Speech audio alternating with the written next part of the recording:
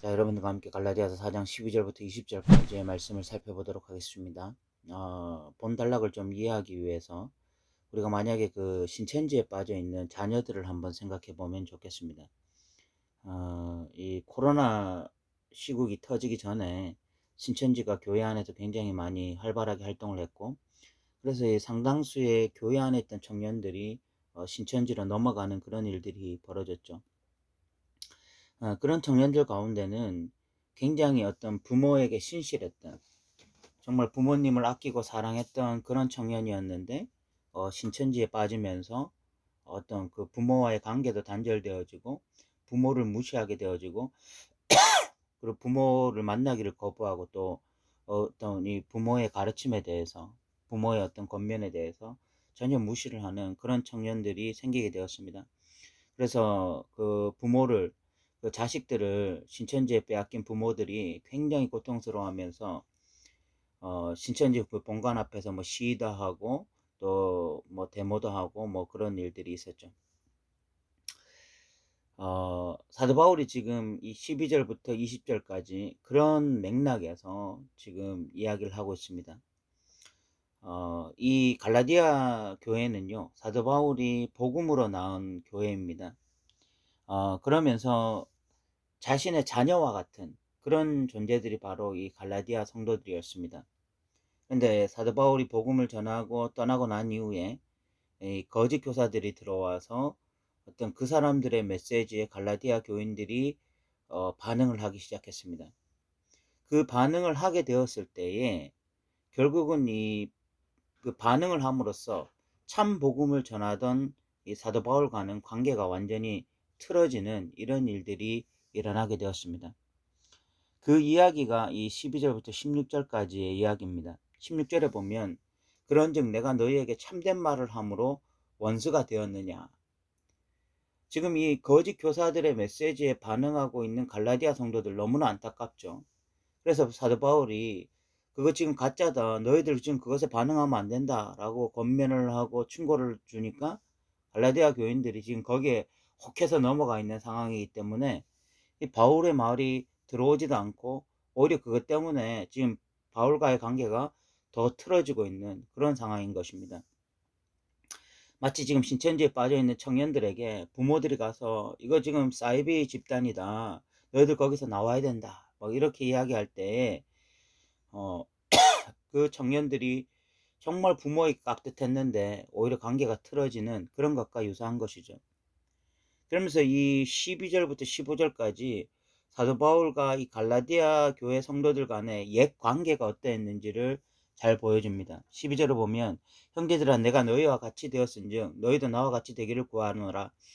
너희가 내게 해롭게 하지 아니하였다 라고 이야기하면서 13절을 보면 내가 처음에 육체의 약함으로 말미암아 너희에게 복음을 전한 것을 너희가 아는 바라.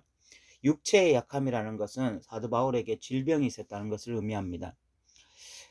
지금 우리가 생각할 때 질병이라는 것은 그냥 질병이죠. 그런데 사도 바울이 살고 있었던 그 1세기에는요, 질병이라고 하는 것은 다 어떤 이 사탄이 준 것이었습니다. 사탄으로부터 온 것이었습니다. 그러니까 질병에 걸린 자들은요, 다 어떤 사탄에게 메인바된 사람이고, 사탄이 휘두르는 그런 사람이 바로 질병에 걸린 사람이었습니다. 그러니까 사탄의 저주에 의해서, 사탄의 어떤 마음대로 조정에 의해서 질병이 생긴 사람들이 바로 그 질병에 걸린 사람들이었어요. 그런 어떤 인식을 가지고 있었기 때문에 사도 바울이 육체적으로 질병을 가지고 있다라고 하는 것은요, 복음을 전할 때 굉장한 걸림돌이 되었습니다. 왜냐하면 다른 사람들이 그렇게 보는 거죠.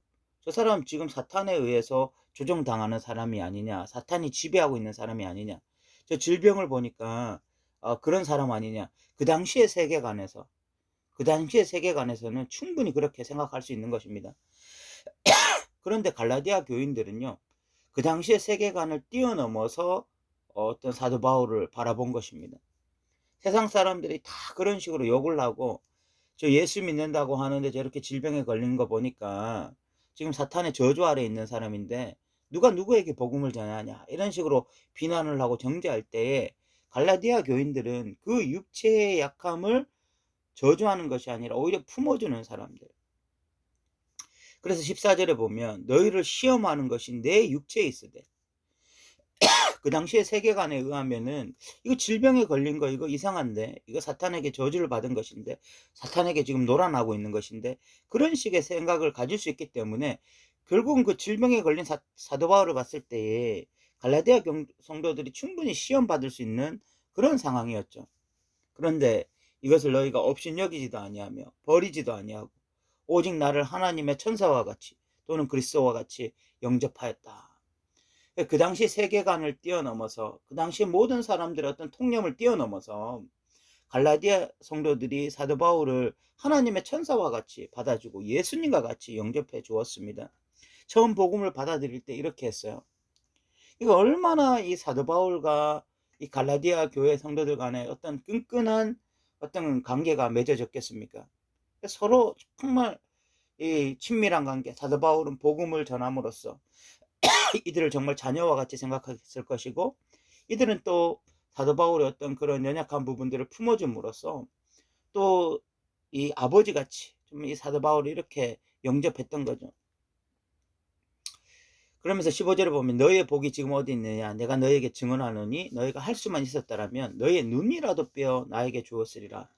눈이라도 빼어줬을 것이다 라는 것 때문에 어떤 신학자들은 사도 바울이 눈이 좋지 않았던 것 아니냐, 안질이 아니냐, 뭐 이렇게 보기도 하는데, 그냥 이것을 문학적인 표현, 그냥 수사학적인 표현으로 정말 전부라도 주려고 했다, 뭐 이런 식으로 또 표현하기도 합니다. 그래서 정확하게 사도 바울이 육체적으로 어떤 질병이었는지는 모르지만 분명한 것은 사도 바울이 육체적으로 큰 질병을 가지고 있었고, 그런 질병이 그 당시에 어떤 사회적 통념에 의해서는 분명히 이거 어떤 사탄에 의해서 놀아나는 자다, 사탄의 저주를 받은 자다, 뭐 이런 인식이 있었고, 그렇기 때문에 질병에 걸린 자가 질병에 걸리지 않는 건강한 자에게 복음을 전하고 예수를 소개한다는 것이 결코 쉬운 일이 아니었던 시대임에도 불구하고 갈라디아 교인들은 오히려 예수를 이 사도 바울을 잘 품어주고 오히려 받고, 그렇게 하나님의 천사와 같이 예수님과 같이 영접했던 이런 정말 너무나 귀한 관계였습니다.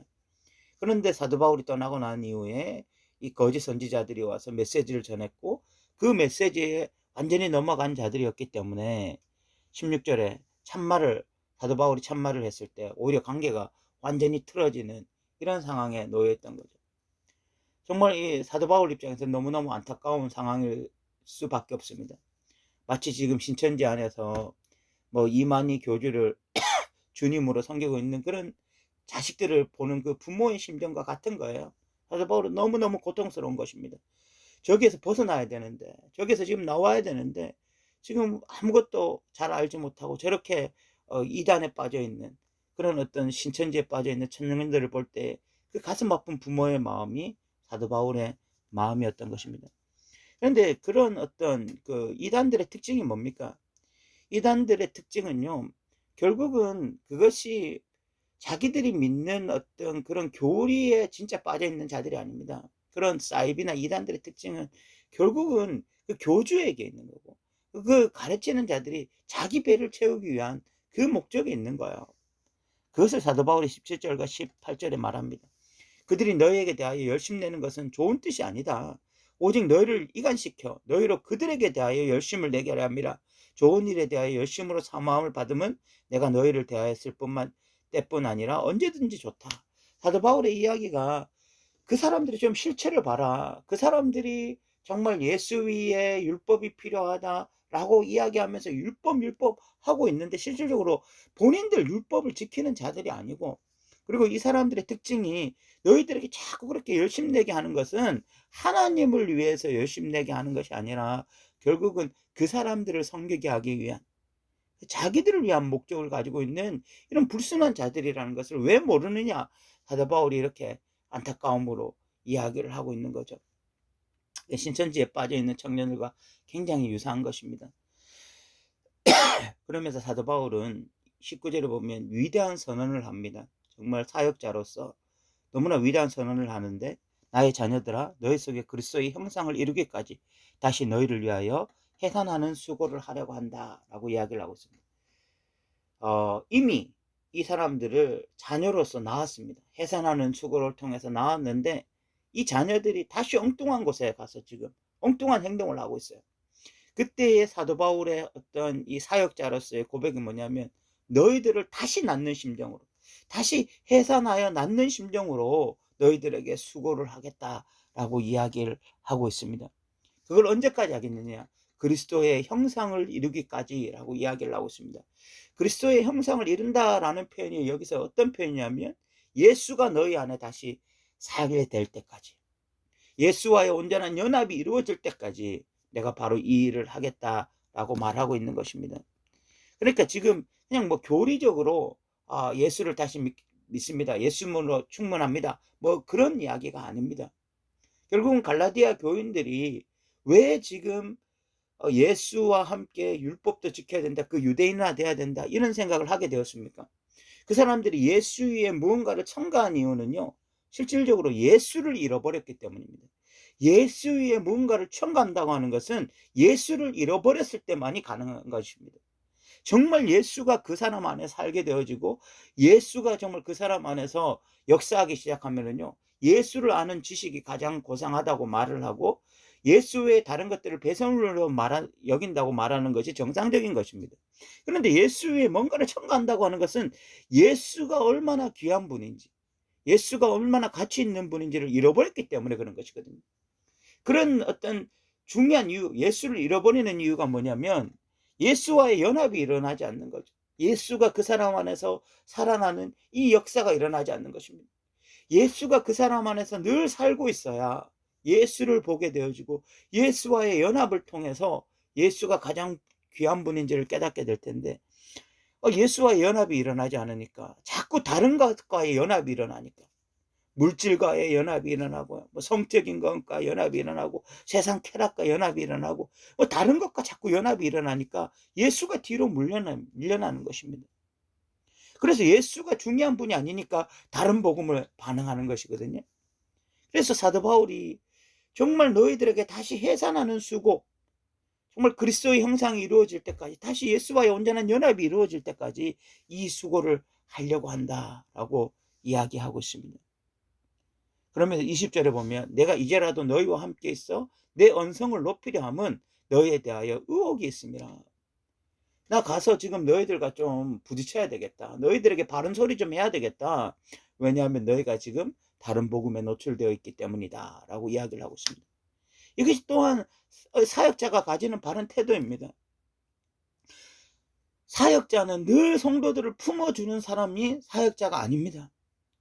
이게 잘못된 어떤 사랑관, 성경에서 말하지 않는 사랑관, 그냥 인간적인 휴머니즘, 그런 사랑관으로 자꾸 사역자를 포장해서 그냥 뭐 성도들이 어떤 잘못을 해도 아주 좋은 어떤 인자한 얼굴로 그 사람을 품어주고 사랑하고 용납하고 뭐 이런 사역자가 정말 덕 있는 사역자라고 생각하는 그리스도인들이 너무너무 많아요. 그래서 그냥 목사님 뭐 조금 불편한 소리 했다 뭐 그러면은 그냥 경기를 일으키는 성도들이 너무 많은데, 여러분 정상적으로 한번 생각해 보십시오.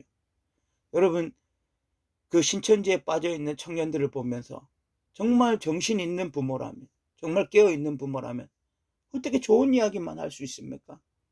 그들에게 바른 충고를 할 수밖에 없는 게 부모가 아닙니까? 정말 그런 사람이 진정한 부모 아니에요? 정말 돌아오게 하기 위해서 바른 소리를 해야 되잖아요. 달래기도 하지만 뭐 바른 소리도 하고, 이것이 진짜 부모의 심정입니다. 사도 바울이 지금 그런 것이죠.